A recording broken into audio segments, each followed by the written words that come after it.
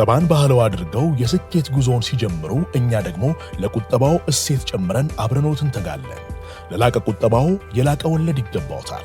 የብርሃን ባንክ የላቀ ቁጠባ ሂሳብ ወይም ፕሪሚየም ሴቪንግ አገልግሎት ደንበኞች ቁጠባቸው እየጨመረ ሲሄድ ባንኩ ጠቀም ያለ ወለድ የሚከፍልበት ልዩ የቁጠባ ሂሳብ አይነት ነው። የላቀ ቁጠባ ሂሳብ አገልግሎት ደንበኛ ከሆኑ ሂሳቦን በቼክ ወይም በሂሳብ ደብተር፣ በኤቲኤም ካርድ ወይም በሞባይል ባንኪንግ አገልግሎት ማንቀሳቀስ ይችላሉ።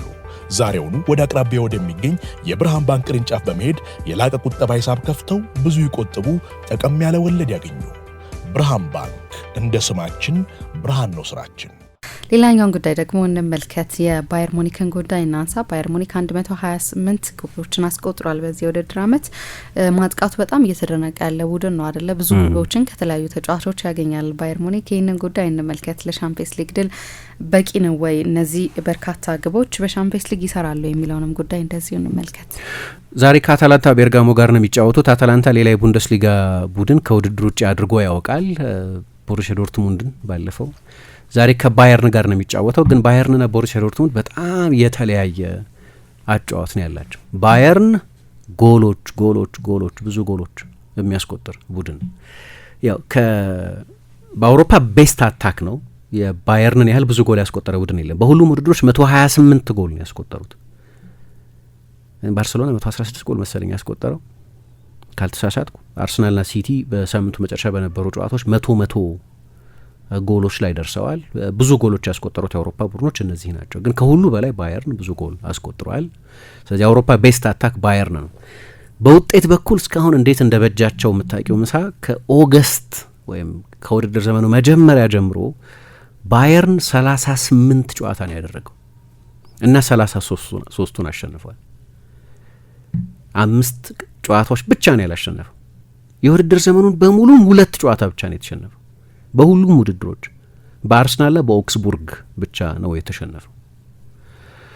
ከ128ቱ ጎሎች ማለት በአቬሬጅ 3.36 ጎሎች ያስቆጥራል ማለት ነው። የሚገርም የማጥቃት ማሽን ነው። ቡድኑ እንዴት ሀያል እንደሆነ የምታውቂው። የቡንደስሊጋ ፉክክር አልባነት እንደተጠበቀ ሆኖ አሁን በዶርትሙንድና በባየርን መካከል ያለው የነጥብ ልዩነት የትየለሌ መሆኑ እንደተጠበቀ ሆኖ ግን በቀደም ከቦሩሲያ ሞንቼግላድባህ ጋር ቡድኑ ሲጫወት የቡድኑ ዋና የጎል ሰው ሃሪኬን አልነበረም፣ ኦሊሴ አልጀመረም፣ ፓቭሎቪች አልጀመረም፣ ራፋ ጌሬሮ አልጀመረም። ግን ኦክስቦርግ ላይ 4 ጎል አስቆጥሯል። ለማጥቃቱ በጣም አስፈላጊ ተጫዋቾች ናቸው እነዚህ። ግን ያለ እነሱም ቢሆን በቂ የማጥቃት አማራጭ ያለው ነው። ሰፊ ስኳድ አይደለም ያለው፣ ግን በቂ ስኳድ አለው እና በአውሮፓ ምንድነው ይሄ እነሱ እንደሚሉት ዌል ኦይልድ የሆነ በደንብ ዘይት የጠጣ የማጥቃት ማሽን የባየር ሙኒክ የማጥቃት ማሽን ነው። ሃሪኬን ገና 2 ወር ከምናምን ገደማ እየቀረው የአውሮፓ የእግር ኳስ ካሌንደር ሊዘጋ 50 የጎል አስተዋጽኦ አለው። 45 ጎሎች አስቆጥሯል። 5 የመጨረሻ ኳሶች አቀብሏል። 50 ሉዊስ ዲያስ 36 ከሊቨርፑል የመጣ ተጫዋች ነው። ሜቢ ሊቨርፑል ስህተት ሰርቷል ይህንን ተጫዋች በተመለከተ። የኮንትራት ጉዳይ ነው፣ ግን ከመጣ በኋላ ምንም ኮንትራት አላደሰም እና እንደዚህ አይነት በጣም ጥሩ ሲዝን ካሳለፈ በኋላ ምና በግራ የክንፍ ተጫዋችነት በመደበኛ ቦታውም ብዙ ጨዋታዎች ላይ ደግሞ እንደ ዘንድሮ አይነት 9 ቁጥሮች የሏቸውም እንደ ኤኪቲኬና ብዙ ባይሳካለትም እንደ ኢሳቅ አይነት። ስለዚህ ብዙ ጨዋታዎች ላይ 9 ቁጥር አድርገው ይጠቀሙበት ነበር። ያን ያህል ታክቲክ አስፈላጊነት የነበረው ተጫዋች ነው። ብዙ ገንዘብ አግኝተውበታል። ኢኮኖሚካሊ ትልቅ ጉዳት ላይ ሆን ይችላል። ስፖርታዊ ጉዳት ግን አምጥቷል። ለባየርን ደግሞ ትልቅ ስፖርታዊ ጥቅም፣ እግር ኳሳዊ ጥቅም እየሰጠ ያለ ተጫዋች 36 የጎል ኮንትሪቢዩሽን አለው። 20 ጎሎች አስቆጥሯል። 16 የመጨረሻ ኳሶች ያቀብሏል። ሌላ ከፕሪሚየር ሊግ 3ቱም ከፕሪሚየር ሊግ የመጡ ለነገሩ ጃክሰንን ከጨመርን 4ቱም፣ ለነገሩ ሰርጅ ግናብሪን ከጨመርን ደግሞ የድሮ የአርሰናል ተጫዋች ስለነበር 5ቱም እዚህ በፊት በእንግሊዝ የመጫወት ታሪክ የነበራቸው ነው። ኦሊሴ ግን ከክሪስታል ፓላስ ነው። እሱ ደግሞ 38 የጎል ኮንትሪቢዩሽን አለው። 13 ጎል አስቆጥሯል። 25 አሲስት ሰጥቷል። ስለዚህ የሚገርም የማጥቃት ዩኒት ነው ይሄኛው የሊቨርፑል የማጥቃት ዩኒት። ሉዊስ ዲያዝ በመጀመሪያው የቡንደስሊጋ ሲዝኑ ፍርሃት ነበር። ሳዲዮ ማኔ ልክ እንደ ዲያዝ ሁሉ ከሊቨርፑል ወደ ባየርን መጥቶ ሳይሳካለት ስለቀረ ያ ነገር እንዳይደገም ፍርሃት ነበር። ግን የሚገርም ሲዝን ነው እያሳለፈ ያለው። ሃሪኬን የቡንደስሊጋ ሬከርድ ለመስበር ነው እየገሰገሰ ያለው። የሌቫንዶቭስኪን በቀደም ቢኖር ኖሮ ሞንቼግላድባህ ላይ ጎሎች ያስቆጠር ነበር። አልተሰለፈም። ቡድኑ 4 ጎሎች አስቆጥሯል። ሌቫንዶቭስኪ 41 ጎል ነው በአንድ የቡንደስሊጋ ሲዝን ያስቆጠረው። ብዙ ሩቅ አይደለም፣ በተለይ አሁን እያስቆጠረ ካለበት ሬት አንጻር። ቅድም ጠቅሻለሁ 38 ጨዋታን ያደረጉት በ27ቱ ጨዋታዎች ባየርን በትንሹ 3 ጎል አስቆጥሯል። ከ38ቱ ጨዋታዎች ላይፕዚሽን ለምሳሌ የሆነ ሰሞን እኮ ባየርንን ማንም ለዋንጫ አይፎካከርም፣ ግን ከተፎካከረ የኦሌ ቬርነር ላይፕዚሽ ነው ይባል ነበር። በሁለቱ የቡንደስሊጋ ጨዋታዎች 6-0 ና 5-1 ነው ያሸነፈው። አሁን እንደዛ አይደለም ላይፕዚሽ። በእርግጥ ፍራይቡርግን 6-2፣ ቮልፍስቡርግን 8-1፣ ሆፈንሃይምን 5-1 አሸንፏል ይሄ ቡድን እና በ25 የቡንደስሊጋ ጨዋታዎች 92 ጎሎች አስቆጥሯል። ቡንደስሊጋ ሬከርዱ ማይቀር ነው 101 ጎል ማስቆጠር ነው። የቡንደስሊጋ ሬከርድ 1971-72 የውድድር ዘመን ላይ ነገርድ ሙለር የነበሩበት ባየር ሚኒክ 101 ጎሎች ነበር ያስቆጠረው። አሁን 25 ጨዋታ ማለት 9 ቡንደስሊጋ ጨዋታ ይቀራቸዋል። 34 ጨዋታ ስለሆነ በጀርመን የሚደረገው 18 ስለሆኑ ቡድኖቹ 9 ጨዋታ ይቀራቸዋል። ለሬከርዱን ለመስተካከል 9 ጎል ብቻ ነው የሚያስፈልጋቸው። ምናልባት በ2-3 ሳምንት ውስጥ ያንን ሊያደርጉት ይችላሉ። ትልቅ የማጥቃት ፓወር ነው የባየር ሚኒክ የማጥቃት ፓወር። ከዚህ በፊትም አንድ ፕሮግራም ሰርተንበታል። ቪንሰንት ኮምፓኒ ግን ይህን እንዲሆን አድርጓል። ባየርን በጓርዲዮላም በዩፓንክስም በሉዊ ቫን ሃልም በፌሊክስ መጋትም በኦትማር ሂትስፊልድም በሌሎችም ትልልቅ አሰልጣኞቹ ዘመን በኡዶ ላቴክም በሌሎችም አሰልጣኞች ጊዜ ይህንን አላደረገም። የቡንደስሊጋ የፉክክር ኢምባላንስ መኖሩ እንደተጠበቀ ሆኖ ግን ይሄው ኢምባላንስ ነበር። ቅድም የጠቀስኳቸው አሰልጣኞች በቅርብ ዓመታት ያሰለጥኑ በነበሩበት ጊዜ ሲመጣ መስማማት አልነበረም። የመጀመሪያ ምርጫም አልነበረም። ፕላን ስንት እንደነበረ አላውቅም። ምክንያቱም ኦሊቨር ግላስነርን፣ ሻቪ አሎንሶን፣ ቶማስ ቱኸልን ለማስቀጠል፣ ዩሊያን ናግልስማንን መልሰው ለመቅጠር፣ ሮቤርቶ ዲዘርቢን ለመሾም ወይ ሌሎች አሰልጣኞች ሁሉ በአማራጭነት ታይተው የመጨረሻ ሪዞርታቸው የነበረው ቪንሰንት ኮምፓኒ ነው። ያልተለመደ ቅጥር ነው። በጊዜው ብዙ ጥያቄ ያስነሳ ቅጥር ነው። የጓርዲዮላን ሬኮሜንዴሽን ተቀበሉ እና በበርንሌ ባይሳካለትም ግን ጠንከር ያለ ስብስብ ቡድኑ የሚኖረው ከሆነ የእሱ ሀሳብ ይሰራል። በርንሌ በቻምፒየንሺፕ የነበረውን አይነት ዶሚናንስ ከተሻሉ የተጫዋቾች ጥራት ጋር በቡንደስሊጋ ሊያደርገው ይችላል ተባለን። አሁን በሁሉም የባየርን ዋና ዋና ሰዎች በጋራ መስማማት የሚታመንበት አይነት አሰልጣኝ ሆነ። ኡሊ ሆነች፣ ካርል-ሃይንዝ ሩሚኒገ፣ ሄርበርት ሃይነር፣ ያን ክሪስተን ድሪዘን፣ የስፖርት ዳይሬክተሩ ማክስ ኤበርለን፣ እነዚህን አይነት ትልልቅ ወሳኝ ሰዎች ሁሉ ማሳመን ቀላል አይደለም። ያንን አድርጎታል። ትልቅ የተጫዋችነት ታሪክ ያለውን ግን ጥርጣሬ ስለነበር የባየርን ተጫዋቾች ምን ይላሉ አንዳንድ ዘገባዎች እንደሚያሳዩት፣ ለምሳሌ በዶርትሙንድ ካለው በጣም የተለየ። ምክንያቱም የዶርትሙንድ አጫዋት አሁን ኒኮ ኮቫች የቀድሞ የባየርን አሰልጣኝ ነበር። በቅርብ ጊዜ አታላንታን የገጠመው ቡድን አሰልጣኝ። እኔ ያንን ጨዋታ የተሸነፉት በማጥቃት አምቢሽን ማነስ ምክንያት ነው። የመጀመሪያው ጨዋታ ላይ በሁለተኛው አጋማሽ፣ በመልሱ ጨዋታ ላይ ደግሞ በመጀመሪያው አጋማሽ ዶርትሙንድ አልተጫወተም። ባየር እንደዛ አይጫወትም። አስቸጋሪ ቡድን መሆኑን አውቃለሁ። አታላንታ ምናልባት ከጣሊያን ቡድኖች በሙሉ የበለጠ ዩሮፒያን የሆነው ከጣሊያን ኮንሰርቫቲዝም ወጣ ያለው። የጣሊያን ቡድኖች ይከላከላሉ ያልኩ አይደለም። በቅርብ ዓመታት አሁን የአታላንታው አሰልጣኝ ራፋኤል ፓላዲኖ ሊሆን ይችላል፣ ቪንቼንዞ ኢታሊያኖ ሊሆን ይችላል፣ ሮቤርቶ ዲዘርቢ ወይም ሉቺያኖ ስፓሌቲ፣ ሌሎቹም አሰልጣኞች የሚያጠቁ ቡድኖችን ነው የገነቡት። ግን በፕሬሲንጉ ኢንቴንሲቲ አታላንታ ከሌሎች የጣሊያን ቡድኖች በሙሉ የተለየ ነው። ጨዋታው ቀላል አይሆንም። ለዚህ ነው እኮ የጋስፔሪኒ ቡድን ለመግጠም መሄድ ወደ ዴንቲስት መሄድ ነው ይባል የነበረው። ጥርስ ለመነቀል እንደመሄድ ማለት ነው ይባል የነበር። አስቸጋሪ ቡድን መሆኑን እርግጠኛ ነኝ። ማንቱ ማን የሚጫወቱት ኢንቴንሲቲው ከፍተኛ ነው። ስቴዲየሙ ያለው አትሞስፌር ሞቅ ያለ ነው። ግን ሚኒክ እንዲያሸነፍ የሚጠበቀው ጨዋታ ነው። የመጀመሪያውን 90 ደቂቃ ማለት ሳይሆን የ180 ደቂቃ ጨዋታ ስለሆነ አሁን ኮቫች እዛ ጨዋታ ላይ የበለጠ ዲፌንሲቭ ስቴቢሊቲ ላይ ያተኩራል። ምንድነው ይሄ ውጤት ተኮር ባህል ያለው ነው። ሪዘልት ኦሪየንትድ የሆነ አጫወት ለመከተል የሚችል የጥንቃቄ እግር ኳስ የሚጫወት ኮምፓኒ እንደዛ አይደለም እና ሲመጣ መጀመሪያ አካባቢ ጥርጣሬ ስለነበር እዛ መልበሻ ክፍል ውስጥ ቶማስ ሚውለር አለ፣ ማኑኤል ኖየር አለ፣ ጆስዋ ኪሚህ አለ። ብዙ ዋንጫዎች ያሸነፉ ናቸው። የሱ የተጫዋችነት ግርማ ብቻ ልክ ዚዳን የሪያል ማድሪድ የመልበሻ ክፍል ውስጥ ሲገባ ከትውልዱ ታላላቅ ተጫዋቾች መካከል አንዱ ተደርጎ ስለሆነ የሚቆጠረው ዚዳን ምንድነው የሚናገረውን እያንዳንዱን ቃል ብዙ ባይናገር እንኳን ለመስማት ትገደጃለሽ። የዚዳን ግርማ ሞገስ ትልቅ ስለሆነ የተጫዋችነት ታሪኩ በጣም ትልቅ ስለሆነ ኮምፓኒ ትልቅ ተጫዋች እንጂ ዚዳን አልነበረም እና የባየርንም ሌጀንድ አልነበረም። ስለዚህ መጀመሪያ አካባቢ ኮሚኒኬት የሚያደርግበት መንገድ በጣም አስፈላጊ ነበር። ምን እንደሚል ለመስማት ይፈልጉ ነበር ይላሉ። እና የፕሪሲዝን የመጀመሪያ ጨዋታቸውን ከማድረጋቸው በፊት በሮታ ቼገርን የመልበሻ ክፍል ውስጥ በሳበን ስትራዘ ለእኔ ይሄ የፕሪሲዝን ጨዋታ የሚሆን በቻምፒየንስ ሊግ ከማንም ቡድን ጋር የምናደርገው ጨዋታ ይሁን የቻምፒየንስ ሊግ ፋይናል ማለት ነው አለና ኦኬ ይሄማ ለባየርን የማሸነፍ ሜንታሊቲ የሚስማማ አይነት ሜንታሊቲ ያለው አሰልጣኝ ነው ብለው ወዲያው ነው ተጫዋቾች ያንን የተቀበሉት። እና አሁን በቅርብ ጊዜ ኮንትራቱን ሲፈርም የሹመቱ ጊዜ የነበረው አይነት ጥያቄ እንዳይነሳ ሆኗል። 2029 ላይ ነበር፣ አስቀድሞ 2027 ላይ ነበር ኮንትራቱ የሚያበቃው። 2029 ድረስ ሲራዘም ሁሉም ሰው ባየርን ጥሩ ውሳኔ ነው የወሰነው። ይህንን ከአውሮፓ ብራይት አሰልጣኞች መካከል አንደኛውን ለተጨማሪ 3 ዓመት ለማቆየት መወሰኑ የብልህ ውሳኔ ነው ተብሎ ነው የተደነቀው። ምክንያቱ ግን አንደኛው ቡድኑ የሚጫወትበት መንገድ ነው። ባየርን ከሆነ ጊዜ በኋላ የስታይል ቡድን ለእኔ እንደሚገባኝ ከሉዊ ቫን ሃል እነዛ 2 ሲዝኖች በኋላ ባየርን ሌላ አይነት አይደንቲቲ ነው የያዘው። ከቶኒ ሳቅ፣ ኦትማር ሂትስፊልድ ክላሲክ የጀርመን ኤፊሽንሲ የነበረው ቡድን ነው የሚገነቡት። ጠንካራ ግብ ጠባቂ ያላቸው፣ በጣም ሶሊድ የተከላካይ መስመር አላቸው። ኦፍኮርስ እንደ ባስለር እንደ ሜሜድ ሾል ወይም እንደዚህ አይነት በጣም አሪፍ የማጥቃት ተጫዋቾችም ነበሯቸው። ግን ቡድኑ በአብዛኛው በጀርመን ኤፊሽንሲ የሚታወቅ ቡድን የነበሩ ቻምፒየንስ ሊግ ሲያሸንፉም ቻምፒየንስ ሊግ ፋይናል ደርሰው ሲሸንፉም ስለ ስታይላቸው አልነበረም የሚደነቁት ኦትማር ሂትስፊልድ። ከዛ የተኳቸው ፌሊክስ ማጋት ናቸው የተኳቸው። ፌሊክስ ማጋት ደግሞ ፌመስ የሆነ እንግሊዝ መጥተው ልኮ አሰልጥነዋል አይደለም፣ ፉልሃምን የወታደር አይነት ልምምድ የሚያሰሩ ሰው ናቸው። ለመጀመሪያ ጊዜ በባየርን ላይ የጨዋታ ስታይል ሺፍት የፈጠሩት ሉዊ ቫን ሃል ናቸው በእኔ አረዳድ። 2007 ላይ 2008 ላይ መጡ።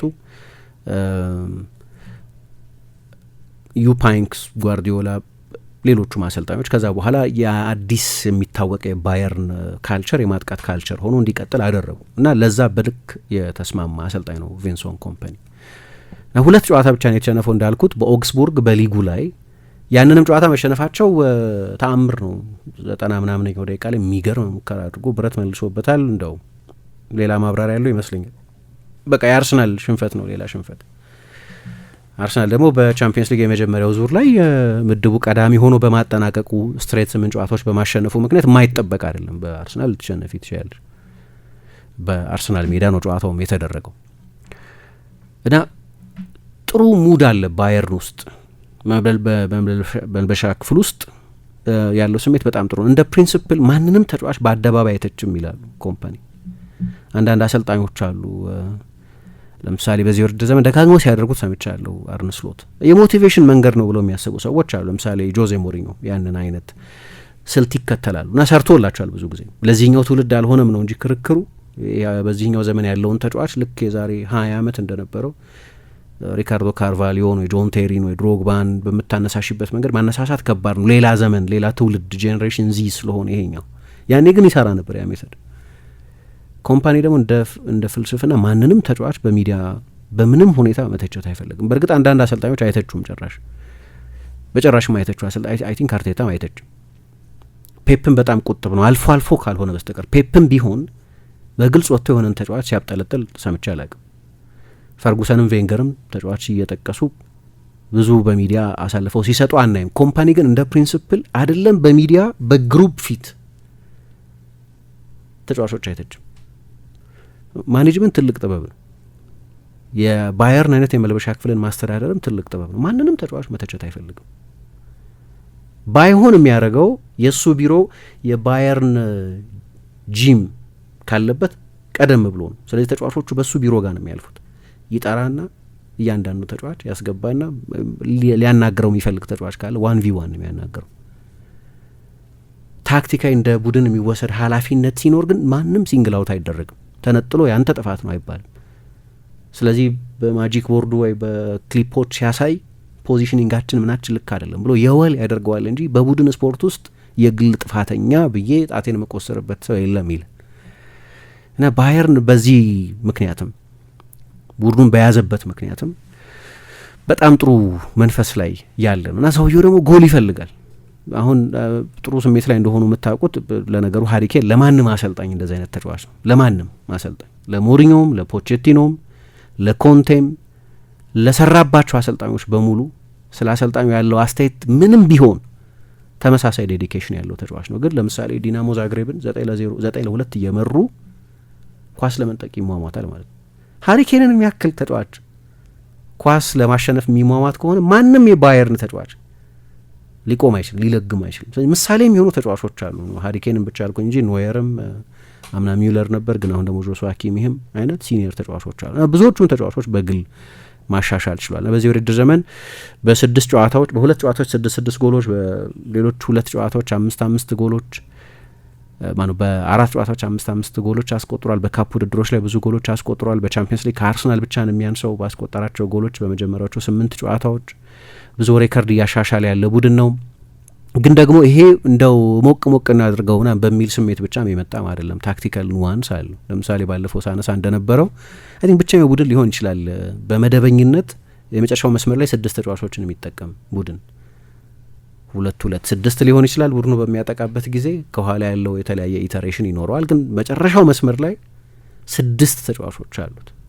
አሁን እንግዲህ ጀማል ሙሲያላ ሲጨመር ከጉዳት ተመልሶ የተጫወተ ነው። በቀደም እንዳየሁት በጣም በተሟላ ፊትነስ ላይ አይደለም። ከረጅም ጊዜ ከከባድ ጉዳት ነው የተመለሰው።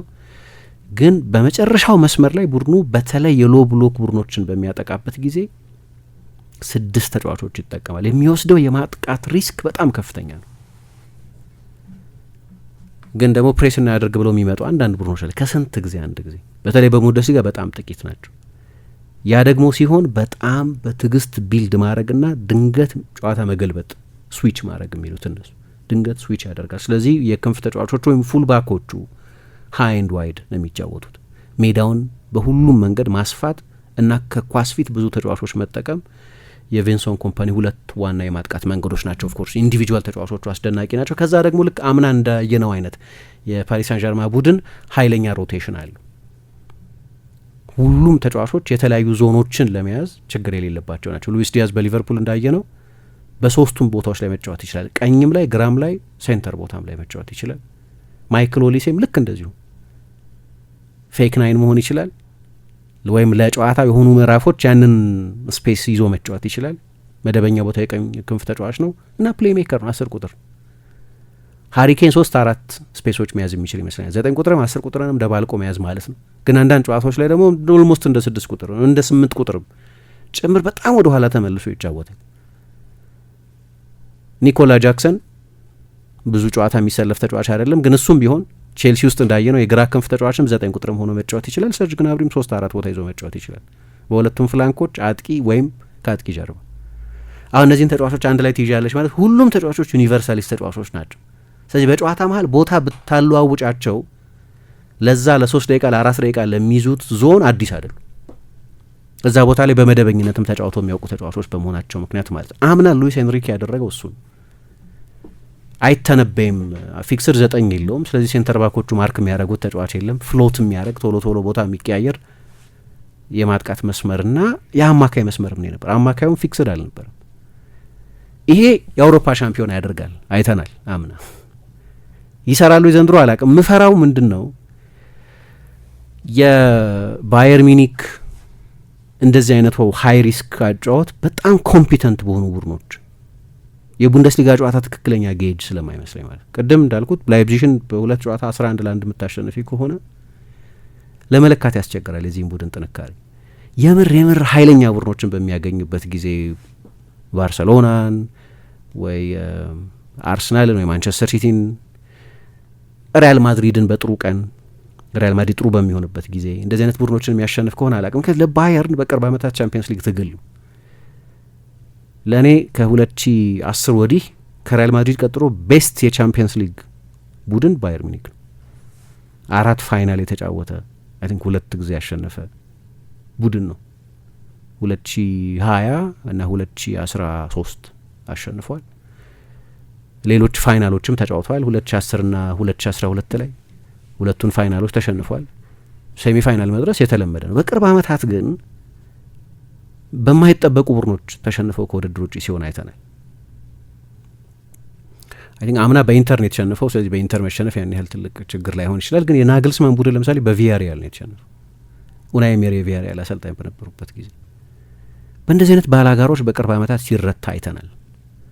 እና ይሄኛውም ቡድን በጣም የሚገርም የማጥቃት ድፍረት ያለው ቡድን ቢሆንም የትኛውንም ጨዋታ በራሳቸው ማሸነፍ የሚችሉ ግለሰቦች ያሉት ቡድን ቢሆንም ግን ይሄ ሃይ ሪስክ ደግሞ ይዞት የሚመጣው ችግር አለ። አምና ባርሴሎና የሃይ ሪስክ ፉትቦል ነው የተጫወተው። ልክ እንደዚህ በጣም ፍሉድ ላይሆን ይችላል፣ ግን ልክ እንደዚህ በጣም አደገኛ ማጥቃት ነው የነበረው። መጨረሻ ላይ ሲሸነፍ በኢንተር 7 ጎል ተቆጥሮበት ነው የተሸነፈው። 6 አስቆጥሯል። 6 በቂ መሆን አለበት የትኛውንም የደርሶ መልስ ጨዋታ ለማሸነፍ። ግን የተከላካይ መስመሩ ብዙ ሊክ ያደርግ ነበር። ብዙ ሊክ የሚያደርግበት ምክንያት ተጫዋቾቹ በግል መጥፎ ተጫዋቾች ስለሆኑ ሳይሆን በሚወስደው የሃይ ሪስክ አጫወት ምክንያት አንዳንድ ጊዜ ከማሽኑ አንደኛው ብሎን ከላላው ከወለቀ ድንገት ይፈሳል። ኢንተር 7 ጎል አስቆጥሯል አምና። ፍርሃቱ እሱ ነው። የፔዥም መንገድ ሊሆን ይችላል፣ ግን ፔዥ የተሻለ ጨዋታ ኮንትሮል ያደርጋል። አማካዮቹ በጣም ጥሩ ጨዋታ ኮንትሮል ማድረግ ባርሴሎና እንደዚህ አይነት አማካዮች ናቸው። ኢንፋክት ግን ሃይላይኑ በተለይ ችግር ነው የነበረው እና በዚህ ምክንያት የራሱ ሪስክ አለው። ሲሰራ አይተናል። አምና ፔዥ እንደሚሰራ አይተዋል። ኦል አውት አታክ እንደሚሰራ አይተናል። አንዳንድ ጊዜ ግን ባርሴሎና ደግሞ ያሳየን ነገር ሴሚፋይናል ድረስ ደርሷል። ኦፍኮርስ ዝርዝር ጉዳይን የወሰነው በጨዋታው ላይ ያን ሶመር 7 ሙከራዎች አድኗል። አንዳንዶቹ በጣም አስደናቂ የሚገርም እኮ ነው። የፍራንቼስኮ አቼርቢ ጎል ከመቆጠሩ ከ1 ደቂቃ በፊት ላሚን ያማል ብረት መልሶበት 4-2 ሊሆን ነበር። ድንገት 3 እኩል ሆኗል። እግር ኳስ በእንደዚህ አይነት ዝርዝር ጉዳዮች የሚወሰን መጨረሻ ላይ ግን ባርሴሎና እስከዛ ቅጽበት ድረስ ቢያንስ የአቼርቢ ጎል እስኪቆጠር ድረስ 5 ጎል ተቆጥሮበታል። ስቲል ብዙ ነው። ስለዚህ እሱ ነው የቻምፒየንስ ሊግ ላይ ይሰራል አይሰራም በቂ ማስረጃ የለም። የተጋጣሚዎቹ የባየርንን ድክመት ኤክስፕሎይት የሚያደርጉበት ጥንካሬ ይወስነዋል። ግን በጣም ደፋር ሪስክ ወስዶ ነው የሚጫወተው። ባለፈው አታላንታ እንዳሳየን 4 ጎል አስቆጥሯል። ቦሩሲያ ዶርትሙንድ ላይ ጎሎች ማስቆጠር የሚችል ቡድን ከጋስፔሪኒ ዘመን ጀምሮ የመጣ ጠንካራ የማጥቃት አይደንቲቲ ያለው ቡድን ነው። ዛሬ እንዴት እንደሚወጡት እናያለን። ግን በጣም ኢንትረስቲንግ ጨዋታ ነው። ለእኔም ኮምፓኒ ናቹራል ነው ባየርን ጨዋታውን ያሸንፋል ተብሎ መገመቱ። ግን ደግሞ ባልተለመደ ሁኔታ የሚጫወት ቡድን ስለሆነ ቀላል ጨዋታ እንደማይሆን አውቃለሁ የሚልም እንደዚሁ አስተያየት ሰጥቷል። ቁጠባን ባህለው አድርገው የስኬት ጉዞውን ሲጀምሩ እኛ ደግሞ ለቁጠባው እሴት ጨምረን አብረኖት እንተጋለን። ለላቀ ቁጠባው የላቀ ወለድ ይገባዎታል። የብርሃን ባንክ የላቀ ቁጠባ ሂሳብ ወይም ፕሪሚየም ሴቪንግ አገልግሎት ደንበኞች ቁጠባቸው እየጨመረ ሲሄድ ባንኩ ጠቀም ያለ ወለድ የሚከፍልበት ልዩ የቁጠባ ሂሳብ አይነት ነው። የላቀ ቁጠባ ሂሳብ አገልግሎት ደንበኛ ከሆኑ ሂሳቦን በቼክ ወይም በሂሳብ ደብተር፣ በኤቲኤም ካርድ ወይም በሞባይል ባንኪንግ አገልግሎት ማንቀሳቀስ ይችላሉ። ዛሬውኑ ወደ አቅራቢያ ወደሚገኝ የብርሃን ባንክ ቅርንጫፍ በመሄድ የላቀ ቁጠባ ሂሳብ ከፍተው ብዙ ይቆጥቡ፣ ጠቀም ያለ ወለድ ያገኙ። ብርሃን ባንክ፣ እንደ ስማችን ብርሃን ነው ስራችን።